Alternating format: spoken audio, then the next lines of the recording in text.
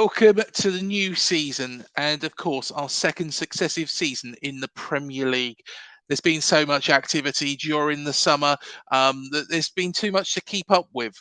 Lots of players being rumoured and players coming in through the doors. Of course, we've got Justin Clivers, Milos Kerkez, plus we've got probably a couple more as well that will be joining in the coming weeks.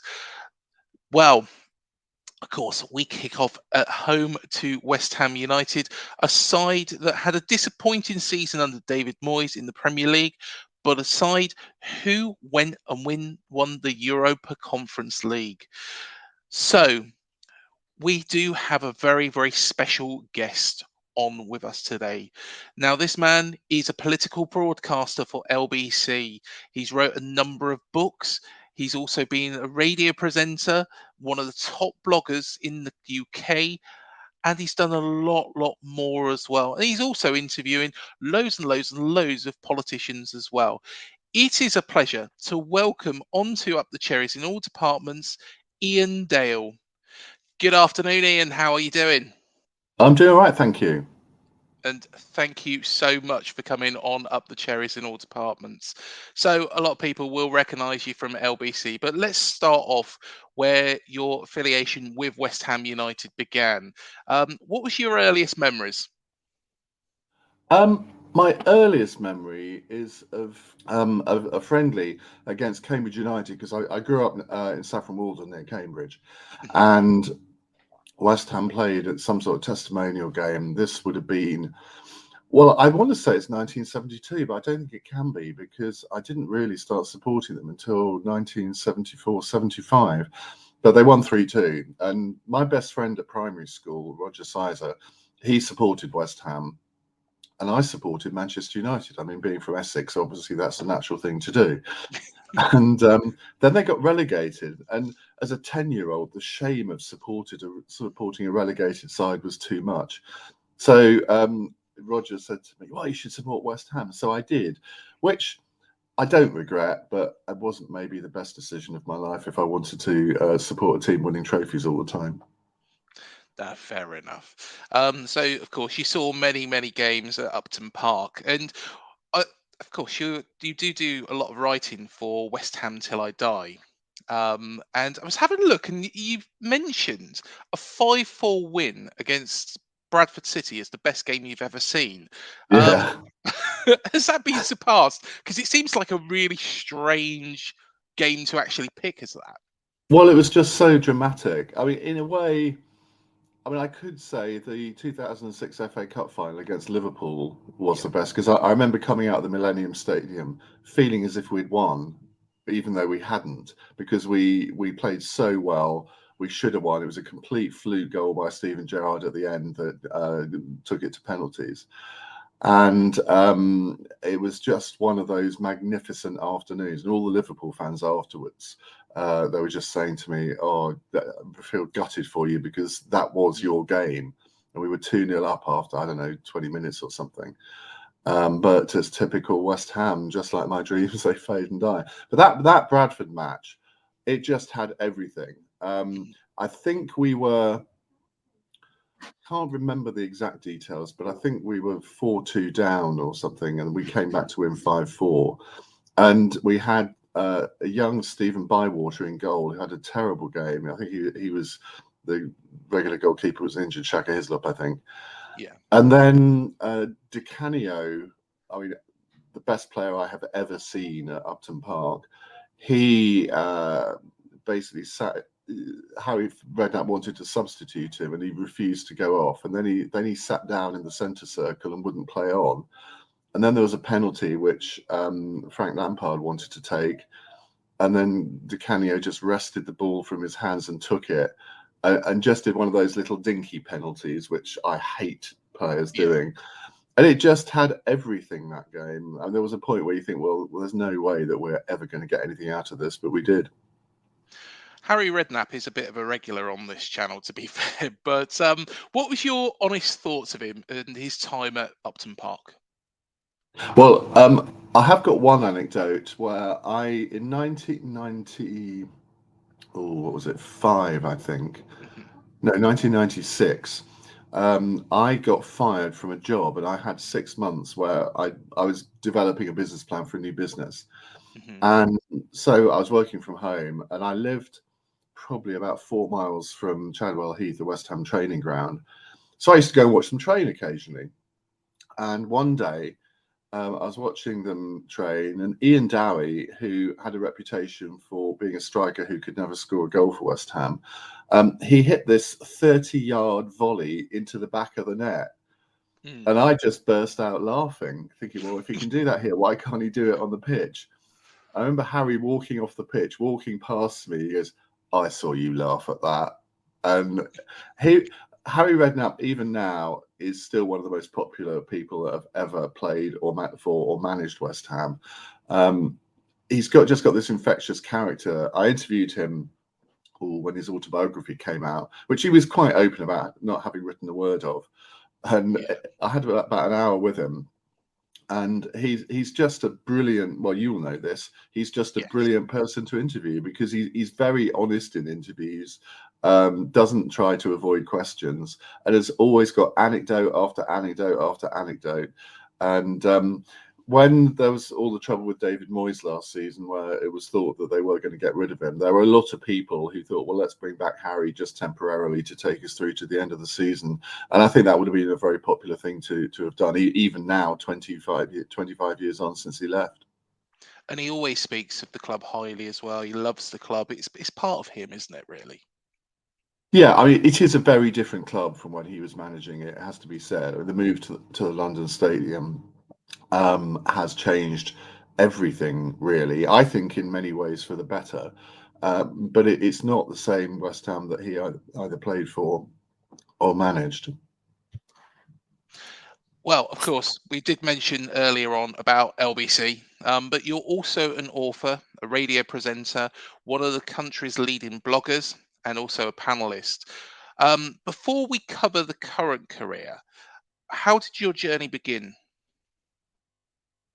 Well, most of my life, virtually every job I've had, Mhm. it's been either in the media or involved in politics in some way. So I've really got the political bug, I suppose. I've never been able to eradicate it from my bloodstream. Um, well, I went to university in Norwich, studied German, intending actually to be a German teacher, but politics got in the way of that. And then I've had a succession of jobs I worked in Parliament for a time in the mid 1980s, as a lobbyist, Mhm. ran a political consultancy, opened a political bookshop in the mid 1990s, started a publishing company, a political magazine, was chief of staff to David Davis when he was running to be Tory leader. And then in 2010, I got this job with LBC because I'd always wanted to either be an MP or be a radio presenter. And I'd kind Mhm. of given up on the radio presenting because I did stuff for Five Live on a program called Sunday Service, which was a sort of satirical political program. But that didn't lead to anything else. So I kind of given up on it. And then LBC came along, and they offered me the weekday evening show, much to my surprise.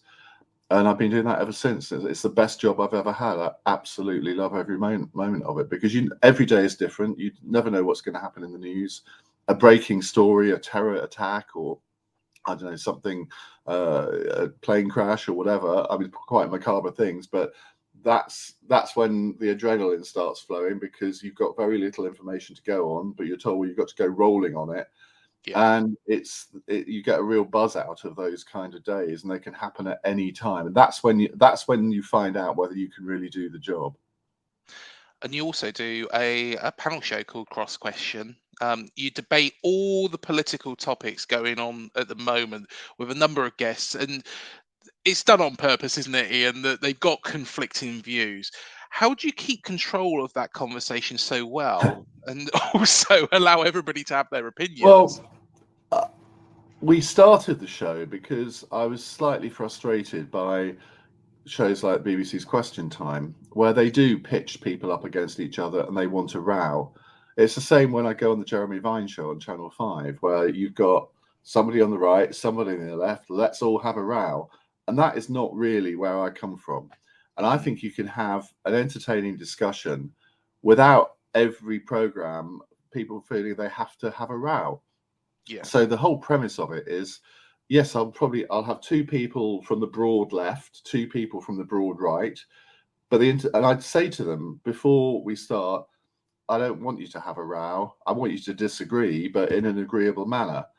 And I think that's where the British public are at the moment. I've had so many people get in touch to say, well, I watch your programme because you don't actually encourage rows. Now, occasionally, panellists will fall out. I mean, that's human nature. Yeah.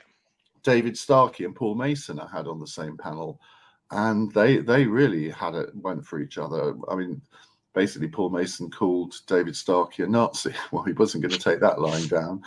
No. So you sometimes have these moments, but you can actually, and it all depends on what the listeners ask as well, because they're the ones that put the questions. I don't put the questions. I will follow up with questions, but I do try and keep a reasonably calm atmosphere, because if you've got four people talking over each other, and it is okay, it is visualized, people can watch it, but it is a radio show, so the most of the audience will be listening rather than watching, and you always have to bear that in mind. I mean, this whole trend towards visualizing radio, Yeah. I get why we have to do it. And my studio that I broadcast from is essentially a TV studio. It even got auto cue. I mean, auto cue on radio, really? But I know why it has to happen. But there's part of me that quite like to go back to the old days where we just sat in front of a microphone. We could wear T-shirts and give a finger to the producer. Whereas now, if there's a caller that comes on who's absolutely mad, and I sort of want to give a wanker sign to the producer, I can't do that anymore because it's all on camera. You've been on the other side of it as well, haven't you? Where you've been a part of the panel, and like you mentioned, the Jeremy Vine show, and of course, Good Morning Britain. What is it like to be on that other side, seeing as you're mainly in charge and presenting? Well, sometimes you kind of think the presenter is going in the wrong direction, and you kind of Mhm. want to bring it back, but you have to remember you are not the presenter. Yeah. And I mean, every show is different. Good Morning Britain is fantastic because you're on for about half an hour. And I do it with my friend Jackie Smith, the former Labour Home Secretary. We do a podcast together as well called For the Many. And we are great friends. And it's a bit like what we were talking about earlier. We disagree on a lot of things, but in 400 episodes of the podcast, we've never had a single row. We've never fallen out. And that's how it should be. And we bring that sort of vibe to Good Morning Britain. Question time, on the other hand, I've only done that twice. And the first time, it was actually a good experience because it was a good panel and the audience wasn't one of those bear-baiting audiences. Whereas the second time, it was during all the Brexit. I think Parliament had just been prorogued by Boris Johnson and everyone was really angry. And there were 6 people on the panel. And I only got, in 60 minutes, I only managed to get 3.5 minutes of airtime, whereas Emily Thornberry, the Labour MP who was on, got 13 minutes. And that wouldn't normally bother me, but on that programme it really did. And I didn't enjoy that at all. And I then wrote an article in the Daily Telegraph about how awful it had been. And bizarrely, I've never been invited back. You do stand up for yourself when, say, for example, your opinions aren't being listened to, though. And there was quite a famous clip that I saw when it was live at the time, and that was on Good Morning Britain. What went through your mind, and what thought, right, okay, I need to make a stand and walk off here? Well, that was a time when Jackie was away. Yeah, So they told me that Grace Blakely would be my combatant, if you like. yeah, Now, Grace is a young left-wing, quite a radical commentator, and I actually recommended her to Good Morning Britain. I really like her, so it wasn't a case of sort of not liking her at all, which I think some people thought at the time. And then at the last minute, they brought in Nihal, the 5 Live presenter, mhm, because apparently the section that he was going to be on, they'd axed. So they thought, well, we've got to have him on somewhere. So they put him in there. So it's basically 2 people on the left versus me on the vague right, which is often the case when I do news nights, usually 2 against 1. yeah, And look, I can take it. But it was a very delicate subject we were talking about. It was about somebody who had jumped off a balcony in the Tate Gallery in London. mhm, And I can't remember the exact details, but it's one of those things where I think he had real mental health issues. Yeah. And Grace started off by effectively blaming the government, which I thought was a bit weird. She was saying, well, because of lack of mental health funding, he didn't get any funding, so therefore he jumped off the balcony. I thought, well, that's stretching it a little bit. So they then came to me for me to give my response. And I got about 4 words out before she interrupted. And then I got about another 10 words out before she interrupted a second time. And I was sort of looking at the presenters, Ben and Kate, to think, well, are you going to intervene here? And then when she did it a third time, before I couldn't even have made any point that the listeners would have understood, because I wasn't allowed to get the words out. And then Nihal started from, so it's like a pincer movement from both. I was sitting in the middle. It was like a pincer movement. And in all honesty, I think I was probably in a pretty bad mood anyway that morning, because I don't like doing panels of 3 on that program, and they know that. And I didn't really want to discuss this issue because I didn't feel I knew enough about it. So I think, looking back, and I don't think I'm sort of post-rationalizing it, I think I was in a pretty bad mood. And when the presenters didn't sort of intervene to say, just let him have his say, because, I mean, you've got to think, the image of a sort of older man telling a young female to shut up, which I probably would have done if it had just been Nihal. I mean, it's not a good look, is it? So you have to be really careful about that. In the end, I just snapped. I had enough. So I just walked off quite calmly. I didn't flounce, as all the newspapers said. I walked calmly off. I walked straight out of the building. And I was about to get in the cab, and the editor rushes down. So, oh, I'm really sorry, really sorry. I said, well, look, I completely understand. If you don't want me back on the program after that, I get it. No, not at all. And looking back, I shouldn't have done it. I can rationalize all I like about why I did it, but I shouldn't have done it.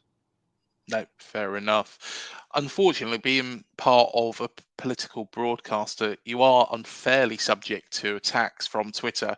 And there was a point when Piers Morgan threw his support behind you. How do you cope with that negative side of the job? Trying to remember when Piers supported me, but look, you do have to develop the skin of a rhinoceros, but people in the media, politicians, we're all human beings. We all have our breaking points. And I mean, I can be quite feisty on Twitter. I've tried to tone it down a bit over the last few years. I wrote a book called Why Can't We All Just Get Along? Shout Less, Listen More. And I basically said that I'm part of the problem.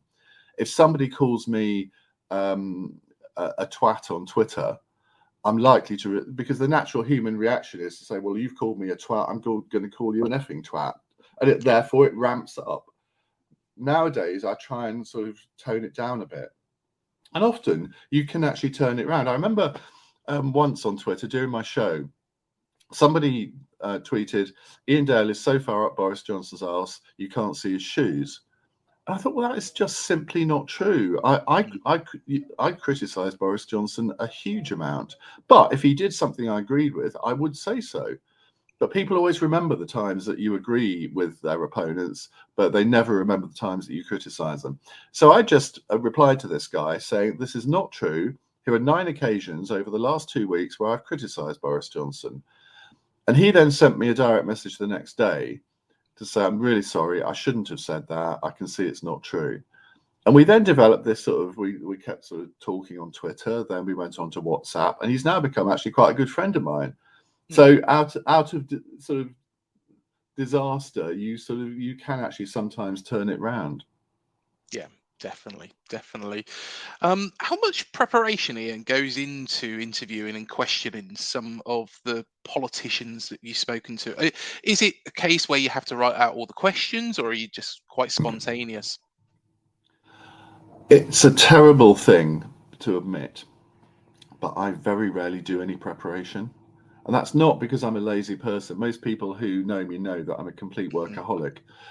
But I don't want to do aggressive political interviews. There are lots of other people who can do those. Yeah. I like to do conversational interviews. Now, you can't really do that if you're interviewing someone for 4 minutes, which is often the case. But I try to do much longer interviews. And that's what, I mean, I'm sitting here in a hotel room in Edinburgh because I'm doing a show called Iain Dale All Talk at the Edinburgh Fringe. And that is 70 minutes of just me and one or possibly two other people on the stage chewing the fat. Now, the reason I was late for this, as I told you, I was taking a Yeah. phone call from Nicola Sturgeon, which you might think is a bit bizarre, but she's my guest on Thursday. And obviously, given the situation she's in at the moment with a police inquiry, Mm-hmm. there are things that I can't ask her because she will have to say, I can't answer that. Now, I don't want to do it in an interview that is spends half an hour of me sort of saying, well, what about this? Did you do that? She said, well, I can't answer that. It's part of the police investigation.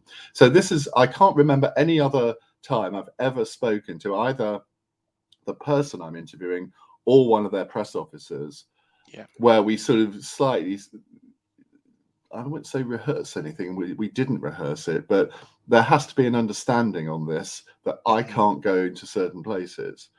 And I will explain that to the audience when we're there, because the natural suspicion is that politicians and interviewers are kind of all in it together, and they stitch it up beforehand. And I can honestly say to you that I have never had a politician or their press officer tell me I can't ask a question, or had them say, will you ask this question? No, it does not happen. Well, it's certainly never happened to me. The only time, or the only person who's ever done that with me is the Archbishop of Canterbury, believe it or not. And it's too long to explain, but no politician has ever done it. And they know that I have a job to do. I know they have a job to do. And somewhere you sort of hope that you're going to come up with some interesting things. And if you're interviewing a politician for 70 minutes, inevitably they're not going to be able to have 70 minutes of sound bites. Whereas if you're listening to, I don't know, the Today program or Five Live Breakfast or Nick Ferrari in the morning on LBC, inevitably a breakfast show is a fast-paced show. So you haven't got 20-minute interviews. You've got maybe 6-7 minutes at the most. So what often happens there is that you've got an editor in your ear sort of saying you need to get a news line from this. So you start off with quite an aggressive question. But if you do that, the politician then puts the shutters up because, as I say, they are human beings. If you attack them, they're not going to react well to it. So they put the shutters up and then it becomes completely sterile. Who loses out? The listener. And I hate doing those sort of interviews. I mean, it's as if I said to you, if I was interviewing you now and you said something and I effectively asked you a question, the implication of which was that you were lying to me, you wouldn't react well to that. You would think, well, sod this for a game of soldiers. Who does he think he is? And you would shut up, basically. You would just come out, you would just mouth platitudes for the rest of the interview. And too many interviewers do that, particularly young interviewers who are trying to make a name for themselves. And they think it's all about them. And it isn't about them. It's actually about the person that they're interviewing. Yeah, completely agree. And I guess if that hard question is asked too early, it's all about damage limitation, isn't it, for that politician? Exactly. So if you know you've only got 7 minutes, I mean, I can remember interviewing Theresa May once when she was Prime Minister, and I had half an hour, which is a long time for a Prime Minister. And at minute 27, my producer said in my ear, "You haven't got anything out of this yet." And I just thought, you just wait. And by that time, and Theresa May is a very tricky politician to interview because her natural instinct is to try and say nothing. So you have to sort of, it's a horrible expression, but you have to kind of tickle them up a bit. And that's what I did with her. And then at minute 28, I can't remember what it was now, but I got a really good newsline out of her. She said something that she hadn't really intended to say, I think. So you just have to have confidence that you're going to get something, because I mean, look, there are some interviews where you don't get anything, but it shouldn't always be about getting the newsline or the 30-second clip that can go viral. Yeah, most definitely. You've written a number of books as well, such as The President's 250 Years of American Political Leadership, and also The Prime Minister's 1721 to 2020. You've also got an up and coming book, Kings and Queens. Can you tell us a little bit more about those? Well, I've developed this genre where I publish books that I haven't written myself, and I get other people to write them, which people have spotted now. Um, I I'm a political geek, but I realised that I didn't know much about a lot of our prime ministers. Some of them from the 18th century I'd never heard of. Yeah. So I thought, well, I can't write a book about them all, but I know people who can. So what I do with these books is put together a cast list of a mixture of politicians, journalists, academics, historians, and they each pick a prime minister or a president or a king and queen to write about. So in the prime minister's book, there's 55 essays, all between 1,500 words and 5,000. Yeah. And frankly, I mean, if you're vaguely interested in current affairs and politics, you're probably not still going to want to read a whole biography of Gladstone, maybe. Mhm. But the joy of these books is you can dip into them and just choose one essay, and they're kind of extended Lou books in a way.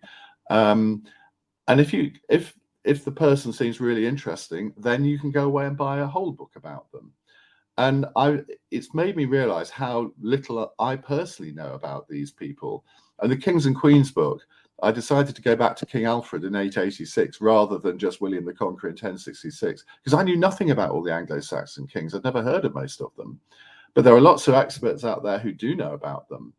And similarly, I mean, some of the lesser known, more recent monarchs. So what I love doing is matching the right person with the right monarch or the right president or the right prime minister. And it's like putting together a jigsaw puzzle. And Mhm. then once you've done that and they send all of the essays in, there's always a couple that deliver late. There's often one that just doesn't do it at all. So you have to find a last minute replacement. It's like herding cats, but the final product makes it all worthwhile. And I mean, people say that no one's interested in politics nowadays, but the prime minister's sold 50,000 copies, which makes it a bestseller, which you would never think a book like that would. I always find it interesting because there's been times of an evening where there's not much on. And, I'm sat there with my phone and I'm looking up and I'm going back through prime ministers or kings and queens and looking at those people and, trying to relate, okay, what happened then relates to something in politics or a law nowadays. And is that where it all stemmed from, do you feel? Yes, and I mean there are parallels that you can draw between all sorts of different eras, and all politics, all economics are cyclical, I think. When I was a teenager in the mid 1970s, we had very high inflation. There were lots of strikes. I thought that inflation had been almost permanently eradicated from our economy. Well, look where we are now. I Yeah. thought all the Thatcher anti strike legislation had effectively emasculated trade unions and meant that strikes wouldn't really ever happen again. Here we are now. Hmm. The Labour Party had a very left wing leader after the 79 election, or 1980, Michael Foot. Again, I thought that Tony Blair had eradicated all that from the Labour Party. Then Jeremy Corbyn gets elected leader of the Labour Party. So, as I say, it's all cyclical, and it's all. I mean, I, you could never have predicted that Jeremy Corbyn could ever have led the Labour Party. It'd be one of those things that you put in a book of political counterfactuals and think, yeah, I mean, most people would just laugh at it, but it happened. And that's where I think people find politics so fascinating, that it throws up these characters who do unexpected things. Hmm. And I mean, that's what I've been rewatching The West Wing nowadays, which a lot of your listeners may not have heard of, because it started in 1998, went through to about 2006, and it was all about an American president, President Bartler, played by Martin Sheen. And at the Yeah. time, everyone raved about this series, and I loved it. So I started watching it again. I broke my hip a few weeks ago, so I was off work for 6 weeks. So I started watching it again, thinking it would have dated and that it wouldn't be relevant to today's politics, but it so is. Virtually every scenario that there is in this series, it has replayed over the last few years as well. I mean, obviously, the computer screens are a bit different to the ones that we use nowadays, Yeah. but the themes and the characters, you can find them all in modern day politics, even 25 years later. It's fascinating, isn't it, really? When you look back. And of course, Kings and Queens, the book that is coming out very, very shortly. Um, I guess it's quite a poignant time to actually release that book as well, isn't it? Yeah, because it's being released a week and a day after the Queen died, Yeah. and which presented me with a bit of a problem because we obviously at the time I commissioned all the essays, and then I thought, well, should I include King Charles in the book? So I have done, and in a way, I'm glad we did because it rounds things off. And sort of the last chapter is written by my LBC colleague Sheila Fogarty, and it looks at all the challenges facing the monarchy nowadays. Some of the same challenges that faced the monarchy 100, 200, 300, 500 years ago. Yeah. And it is a poignant moment in some ways. And that, I mean, I remember that day that we'd sort of got wind that the Queen might either have died or be about to die. And it's a sort of quite a macabre thing in a newsroom because you have to prepare. And there'd been quite a few occasions in the previous 3 or 4 years where rumours started to circulate that the Duke of Edinburgh had died, and then it all turned out to be fake. But you've got to be ready to go on air and Mhm. talk about it. And obviously, you prepare obituaries in advance. So we had a sort of, I don't know, a 5-minute version, a 15-minute version ready to go. But as a presenter, if you're on air when something like this is announced, again, that's when you earn your money. And it was announced at 6:30, half an hour before I was due to go on air. And I was really quite grateful that I wasn't, even though there was the devil in me and the professional in me would have quite liked to have been on air. I Mhm. was really anxious that I would have cried, which I know sounds pathetic, but I cry at Emmerdale. I cry at adverts sometimes. I'm just one of those people who tears up very, very easily, and I have done it on the program before, and I've stopped being embarrassed about it. But that is a national moment, and your job as a professional broadcaster in that moment is not to emote. Your job is to announce the news and Yeah. then interpret it if you need to. Having said that, if you remember, Hugh Edwards did have a little moment when he announced it, and Andrew Marr on LBC, his voice completely cracked, and he was devastated that that had happened. But actually, it was a really good thing because I think he was worried that people would sort of laugh at him, but quite the reverse. The way it happened, I think he was kind of reflecting the mood of a Yeah. lot of the nation. Now, not everybody by any stretch of the imagination, but that is a really big moment. And they actually kept Andrew on, and Sheila Fogarty, who does a lot of royal stuff for us, she was on with him. And then my show was delayed by 3 hours, which I wasn't, if I'm honest, very pleased about. But I then started taking calls from listeners, and I wondered if anyone would phone in because often in these circumstances they don't. But the lines were full, and the calls that we had were just so brilliant, even from people who weren't really in favour of the monarchy. They knew it was a moment not for grandstanding, but a Mhm. moment to just sort of pay their respects. And that's a great thing about LBC. It allows people in the aftermath of a big event to have their say. Yeah. Definitely. Definitely. Well, what I'll do is I'll come on to the gaming question. So, of At course, last. at last, we've got it. So, of course, West Ham had a bit of a difficult season in the Premier League last season, but Yeah, won no some thanks to you lot. but won some silverware. Do you feel that David Moyes, considering what he's done for the club, you know, deserves some of the flack that he has got from the West Ham faithful?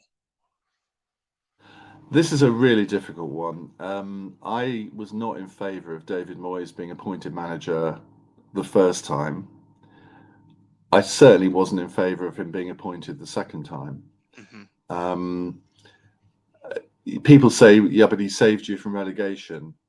Well, we did stay up, so you can interpret it that way. It was the players that saved us from relegation, and you can say, well, it was his tactics up to a point. I mean, there were some pretty shocking performances during that period in his first tenure. And then we had the Pellegrini period, which didn't work out. A lot of money was spent on players that they should never have bought. And anyway, then obviously Moyes came back. I thought it was a retrograde step. I don't believe that it rarely works out for a manager to come back a second time. And this was sort of the beginning of COVID. So so during his first 2 seasons, I mean, we played some fantastic football, very un-David Moyes-like football in many Yeah. ways. And we did brilliantly in the Premier League, and it was a pleasure to watch. Now, people automatically say, oh, it must be because the London Stadium was empty because of COVID. I don't think it was that at all. It's just that somehow the players clicked. And then last season, it all fell apart. And I think it was in part because, again, they spent £180 million in the summer transfer window last season.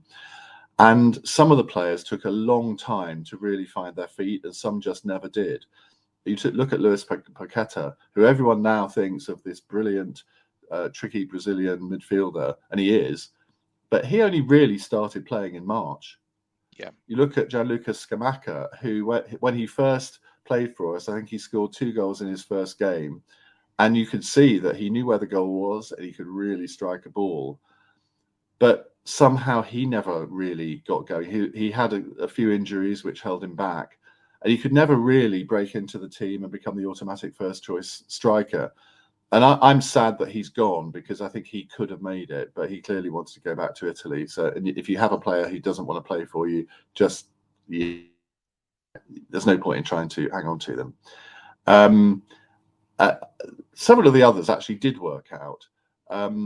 But I don't know what it was last season. You had Antonio off the boil. You had Jared Bowen not playing how he did until, again, February or March. It was February or March that it all started to come together again. And we finished in, I think, 14th place, which early in the season we would have settled for, I have to say, because it looked at one point as if we really would be in a relegation battle. And of course now, then we won the Conference League, which was an amazing experience for all of us. And you can't sack a manager after winning a trophy like that. You just can't. Yeah. And I wouldn't have advocated that. But there is clearly something wrong in the West Ham dressing room. There are too many players that don't like David Moyes, that don't want to play for David Moyes. And so you've got the likes of Aaron Cresswell, who, I mean, he's 33, so you might think, well, he's going to be going anyway soon. He wants out. Antonio apparently wants out. Thomas Souček, there's also rumours about him. And it doesn't seem to be a very happy place. Now, we have to bring players in. We're very weak in midfield, particularly since Declan Rice has been sold. And it's like a dagger to my heart every time I see him in an Arsenal shirt. It's just awful. I'm sure you've got Bournemouth players that you just sort of feel the same about. But crikey, yeah. so we've got to regroup, get some new players in. We haven't signed anyone so far, though. I think today they are going to announce that Edson Alvarez from Ajax is coming, somebody who they've been chasing throughout the transfer window. He's a Mexican international, has played 80 times for Mexico. Chelsea wanted him last season. I've never seen him, but apparently he is a real top player. But they're trying to get Harry Maguire, Scott McTominay, James Ward-Prowse. I mean, I think if they get the latter two, I mean, we're going to have probably too many midfields. The one I wanted was Conor Gallagher, who I think is a brilliant player, but I think he's going to probably stay at Chelsea. But it would have been fantastic. I think he would really fit in well at West Ham. But we also need a striker or two, and I see there are now rumours that we're going after one of yours, Solanke. Yes, there is rumours, and I was just going to come on to that as well. Solanke isn't an out-and-out goal scorer. He does drop back in, and is a good. He's good with passing the ball around and bringing other players in and getting them to score as well. He's not that 30 goal a season striker. No. Is that really what West Ham are looking for? That sort of player? Well, it's not what the fans are looking for, but it's probably what David Moyes is looking for. And if he wants to continue playing the same way and have a sort of Antonio-style player up front, I mean, I'm not sure that you can make a direct comparison, but Antonio's good at the things that you just said. But we want a goal scorer. and we haven't had one for a long time. And it's fine when all of the midfielders and wingers are chipping in with goals, but if that doesn't happen, where are they going to come from? And Solanke is always a player that I've thought of as somebody who's really good in the Championship, less good in the Premier League. Although, I mean, to be fair, last season I think he did do well. Yeah. But I mean, if we're looking to challenge for European places in the future, I would have thought we need to set our sights, and this is no disrespect to Solanke, but I think we need to set our sights a little bit higher than that. And I mean, Moyes doesn't like playing two strikers; very rarely ever does it. We've got Danny Ings. We've got Antonio for the moment. I don't know whether he's going to stay. I suspect he will. And we've got this really tricky new striker who's come up through the youth team, Divin Mabama, who's similar in stature to Antonio and is a real handful. He's one of these players like Antonio that you never know what they're going to do next, and they don't know what they're going to do next until they actually do it. So it's a real surprise to the opposition because they don't know how to control them. So he scored quite a few goals in pre-season, and the hope is, I think, among fans that he will be able to break through this season into the first team. But Danny Ings, I mean, he was brought in January, only scored 2 goals in the league, I mean, against Nottingham Forest, and 1 in Europe, and never really looked comfortable because he's not a David Moyes style of player. He's a 6-yard box type of player. And you have to service him, and that's been our problem over the years, that we brought in strikers who, on the face of it, look brilliant. They've got fantastic goal scoring records elsewhere, and then they come to West Ham and they flop. Simon Zaza from Juventus, Sebastian Haller from Frankfurt, who's, the moment he leaves us, having barely scored a goal for us, he then scores dozens of goals for Ajax. And okay, you can say, well, it's a Dutch league, but even so, I mean, very sadly, he then got testicular cancer, but I think he has come back now. And I mean, if you go down the decades, there are so many players like that, and we just don't seem to understand that if you buy a striker, you have to formulate your tactics to service them properly, because if you don't, they're not going to score the goals. Considering Declan Rice was sold fairly early in the window, and all this money had come into West Ham, there's got to be frustration within the West Ham fan base that the activity to actually replace him, firstly, but also improve the team for next season hasn't been done earlier. Well, we've all known that Declan Rice would go this summer. And Yeah. there's a few of us sort of clung to a hope that he might not. But if we knew, the manager knew, the chairman knew, wouldn't you Mhm. have thought that they would have lined up somebody in advance that they thought, well, this is our top target and we're going to move heaven and earth to get them? Yeah. And they've taken an approach in this transfer window, whether they're flailing around with all sorts of bids for Uncle Tom Cobley and all, and they keep going in with very lowball bids, which sends a signal. I mean, like Harry Maguire, who, I mean, I don't believe we should be paying 40 or 50 million for Harry No. Maguire. He's 30 years old. There will be no resale value. But to go in with 20 million for an England international, okay, he's not playing regularly for Manchester United. It's quite insulting to the player. I mean, Mhm. the club maybe less so. James Ward-Prowse is another one that I think would fit in really well at West Ham. But you've got to show some commitment, and to go in with I think they first bid 20 million plus 5 million of add-ons when we all knew that Southampton were asking 40 million. They're never going to agree to that. Now, what might happen there is that we'll get to the end of the transfer window and Southampton think, well, we need the money, so we will accept a bit of a lowball bid because nobody else seems to be going in for him. So I mean, it's all a bit of a gamble, but they haven't rolled the dice in the right way so far. And it's a travesty that for the first match of the season against you, we will not have a single new player in the team. Mm. The other thing as well, is Alex Scott has been mentioned and Yeah. linked to West Ham, being linked to Wolves, and of course ourselves. We look like we are in pole position, but considering that money that's come in and the size of the other two clubs, and a Bournemouth fan, I appreciate we're not anywhere near as big as West Ham at this point in time. Surely it's frustrating for the West Ham fans to be thinking, right, okay, we're losing out to teams like Bournemouth, and there's been times throughout the years where that's happened, isn't there? Yes. I mean, Alex Scott is an interesting one. I've never seen him play, but everyone says he's absolutely brilliant, a real prospect. And we do have a record. And David Moyes, to be fair, does have a Yeah, record of bringing people in from the Championship. And I mean, Jared Bowen, for example. I can remember my producer at LBC is a Hull City fan. And I remember him talking to me about Jared Bowen several years ago, at least a year before he came to us, and saying, this guy is amazing. He could play in the Premier League. I remember sending David Sullivan an email saying you might want to look at this guy. Now I have no idea whether that actually had any impact, but I mean Jared Bowen's been a revelation for us. yeah. And there are players I would much rather have proven players from the Championship come to us than some unknown from a minor European league because they know English football. And I think that's what there's been a conflict between David Moyes and this new director of football, Tim Stuyton, who wants to bring in players from Europe, and Moyes wants to have proven Premier League players. So there's a bit of a conflict going on there, which is not really healthy. Or you could say it's healthy that sort of they thrash it out and then come to a conclusion.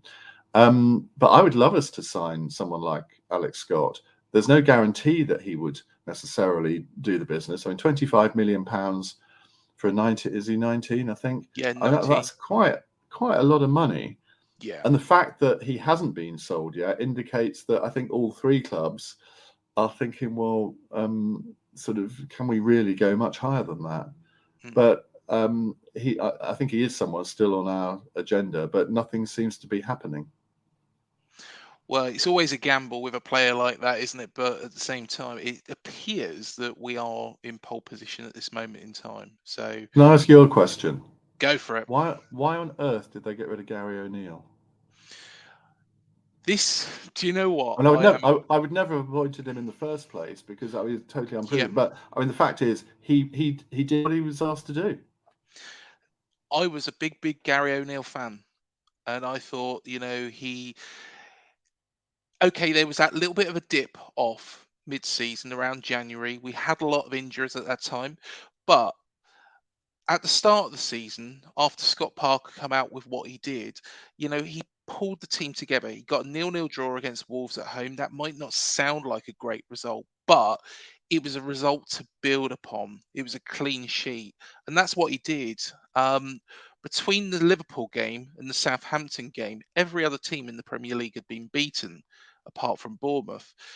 So I'm a big fan of Gary O'Neill's, and I think he would have gone the next step. Now, when he was sacked, I was completely dumbfounded at first. I Me even too. released a video on here saying I don't know what they're doing, really disappointed about it. The rumours were at that time that we was going to look at Frank Lampard. Now, I know Frank Lampard is a West Ham legend, but he struggled so far in management. Maybe needs a little bit of time at Championship club to build himself back up. Jesse Marsh, who of course was at Leeds, failed spectacularly. There was even rumours of Steven Gerrard before he went over to Saudi Arabia. And, you know, I was completely against that. I would have rather stayed with Gary than those. Now, I understand now why the decision was made because Andoni Iraola is one of the hottest prospects in football. He's a Basque coach. Of course, Lopetegui, Arteta, Unai Emery are all of that same ilk. And I think, the football that he played at Rayo Vallecano, which, if you think about it, Ian, it's a team that is quite similar to. Effectively, if you imagine getting Luton into the Champions League places, okay, they didn't finish there, they dipped back down, but keeping Luton in the Premier League for 2 seasons straight, everybody would be after Rob Edwards there. Yeah. So I think, you know, working on a shoestring budget, which of course he's got lots more money now here at Bournemouth to spend, I think it's quite exciting. Do I think Gary's going to have a? I think Gary will have a fantastic career, Well, he's and been linked with Wolves, isn't he? he has, yeah, he has, and I honestly think he would do a good job there. I think he would keep them safe. My friend Matt, who also runs the channel with me, he turned around and he said that he thinks Wolves will go down. I've swayed the other way. I've gone Sheffield United as bottom, Everton as second bottom, and then Luton putting up a valiant fight, but just missing out. Yeah. Um, I think Gary O'Neill would be a good appointment for Wolves, but I don't think that Lopetegui's done a bad job there. I think it's a case of if Lopetegui walks, Gary O'Neill would do a good job for Wolves. Yeah. No, I agree. But yeah, if it was anybody else apart from Iraola, I would have said no. But I can understand what they're trying to do here, and I know this sounds awful, but I think Iraola was on their radar well before Gary O'Neill was sacked. Yeah, I think if you look at it objectively, he probably must have been. Yeah, definitely, definitely. Ian, I do this with all my guests as well. We do have a little bit of a prediction as well. We're going to do a little bit of a prediction league, see who's gets it right. So 3 points for a spot on result, 1 point for a correct result in the right way but not the right score, and then 0, of course, for completely the wrong result. How do you think it's going to go this weekend? Well, Bournemouth, in some ways, I think have taken over as our bogey team. It used to be Everton. Hmm. Now I think the season before last, we beat you 3-0 at your place, but I am not optimistic. I think we're going to have a difficult start to the season. The last two friendlies against Leverkusen and Rennes, we've lost 3-1 and 4-0. I just feel that if there is a third of the dressing room that is against the manager and is not going to put in 100%, I just feel that we're going to have a difficult start. We've got Chelsea after you as well at home. So I think you're going to win 2-0. I've got to be honest, Ian. I think we'll win. Mainly because we've got that new manager. I think we'll get the new manager bounce. I'm probably going to go 2-1, so a little bit more conservative, but I think 2-1 and a decent showing by the team. And the thing is of course, there's that Declan Rice hole to fill still at West Ham. Moyes might bring in players now, but are they going to be ready for this weekend? They've got 3 days to do it and get to Well, know their new he teammates. he has a tendency, if he brings in new players, they don't get on the pitch for 2 or 3 games. They come on as a Yeah, sub for 10 minutes, and it's very rare that he puts somebody straight in. So even if Alvarez signs today, which I don't think he's even had his medical yet, I would doubt whether he would actually start. But you never know. I don't think Maguire and McTominay would be signed in time. I was actually quite. I think he's going to play three at the back this season, which he did sometimes last season, but not all the time. And we do have actually, I think, already quite a good defence. I mean, what saved us last year was the defensive record in some ways.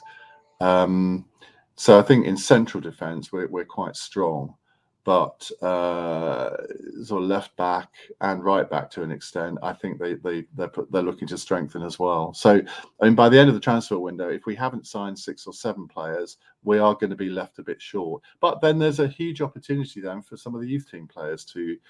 We won the FA Youth Cup last season, and I think came quite high up in the youth leagues. And there's 5 or 6 youth team players who I know they have real high hopes for. So some of those will go out on loan this season. Freddie Potts has gone to Stevenage, I think, already, but there's 3 or 4 others that could be knocking on the door. That they played some of the pre-season friendlies. They played in quite a few of the European games last season and did really, really well. yeah, definitely. Well, all the very, very best to West Ham for the rest of the season after this weekend, of course. I'm sure, it'll be a successful season. Of course, the Europa League as well this year. Yeah. So, yeah, Which, of something course, to. I can't go to any of those games because my radio show is in the evening. So, and they don't like you taking one day off. They don't mind if you take a week off. They don't like you to take the odd day off. So, I went to when we were in the Europa League 2 years ago, I did go to Genk. That was the only away game I went to, but I didn't see a single home game at all. So I'm delighted we're in Europe, but I can't experience it. Final bit to finish on. Of course, like you mentioned, you're at the Edinburgh Fringe Festival. Of course, Sir Vince Cable and Nicola Sturgeon are going to come up as your guests over the next few days. How is it going so far, and what does the future hold for Iain Dale? Well, so far I've had Jeremy Corbyn and Len McCluskey, Mick Lynch from the RMT, Penny Mordaunt, she sold more tickets than anybody else, Wes Streeting, Harriet Harman, and they've all been great. I mean, I suppose I would say that, wouldn't I? But I mean, I know when I haven't done a good interview, and I know when an event hasn't really worked. And so far they've all worked. When you're doing 18 shows, inevitably there are going to be some that are going to work better than others, but I love doing things in front of a live audience. And okay, you can say, well, I do that on the radio, but you can actually see the people, they can react to you. And it's just, if you've never been to the Edinburgh Fringe, it is a unique experience, and I think anybody that goes to it always wants to then go back the next year. It's predominantly comedy. These sort of speech things are a comparatively new thing for the Edinburgh Fringe. In terms of what happens to me next, well, I'm 61 years old. Yeah, I know I don't look it. I'm not thinking of retiring because I'm a workaholic. I don't think I could ever retire in the traditional sense of the word. I'm sure when my LBC career comes to an end, which, I mean, inevitably all radio presenters know that at some point either you decide to give up or they decide for you. I still love doing it. As I said, it's the best job I've ever had. And I'm hopefully about to be signing a new, quite lengthy contract. So I really want to be there for when the election happens, because obviously that's my Christmas in some ways. And I love presenting the overnight show. I mean, I can't guarantee they're going to let me this time, but it's just 8 hours straight broadcasting. I mean, it's great. I think I'm going to do a lot more on the books front. I've got 3 books coming out next year, and then after Kings and Queens, I'm doing The Dictators, then The Generals. So that series is going to continue. I'm doing a short biography of Margaret Thatcher for someone else. So I've got plenty to keep me busy. But I said to someone a few months ago that I think I've lost the art of doing nothing. So if I'm watching a match on a Sunday afternoon on Sky, I'll be tapping away on my computer, editing the Kings and Queens or something like that. But when I was off with my broken hip for 6 weeks, I rediscovered a love of cricket, which I used to really love, but it's slightly fallen out of love with.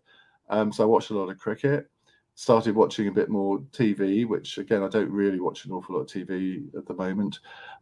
So I kind of want to have a bit more of a life in a way.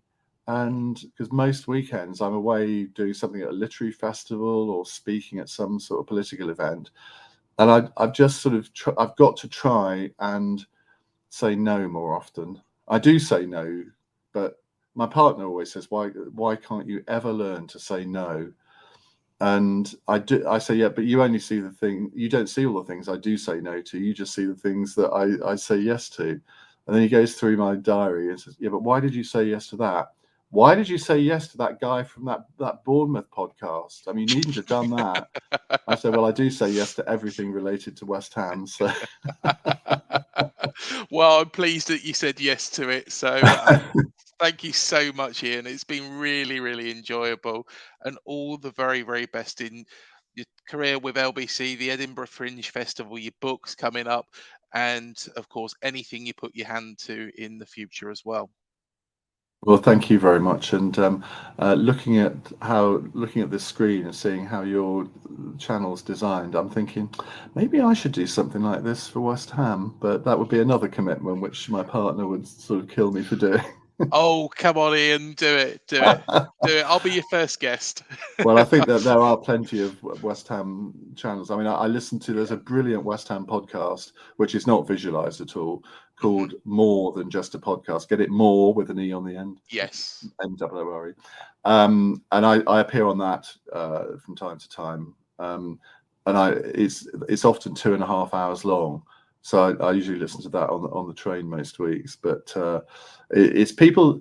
It's really funny that people think if you're interested in politics, why would you be so devoted to a football club? But there are similarities because they're both tribal things, aren't they? Football is a tribal sport, and in a sense, politics is. Yeah, definitely, definitely. Well, thank you so much, Ian, and no doubt we'll catch up with you later on in the season as well. Well, enjoy the match, but not too much. And thank you everybody for joining us on this show. Please remember to hit the like, the subscribe, the bell button below to be alerted to any new videos we do here on Up the Cherries in all departments. Please do let us know your predictions down below as well. We'll be really, really interested to hear them. But until the next show, Up the Cherries, and we'll see you then. Thank you for joining us.